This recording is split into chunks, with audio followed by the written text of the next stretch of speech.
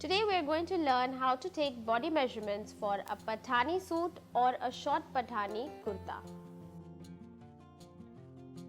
To measure your shoulder, place the tape on the tip of one shoulder and bring it to the tip of the other side of the shoulder. To measure your sleeve length, place the tape on the tip of your shoulder and bring it down vertically till the required length of your sleeve.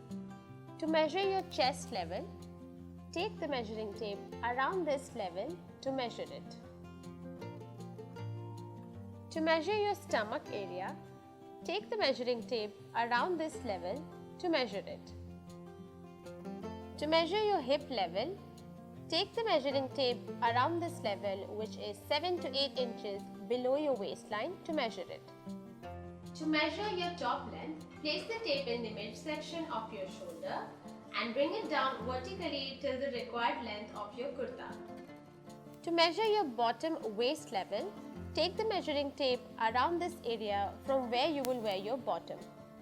To measure your bottom length, this will be from your waist level, vertically bring it downwards to your ankle length or the required length of your pajama.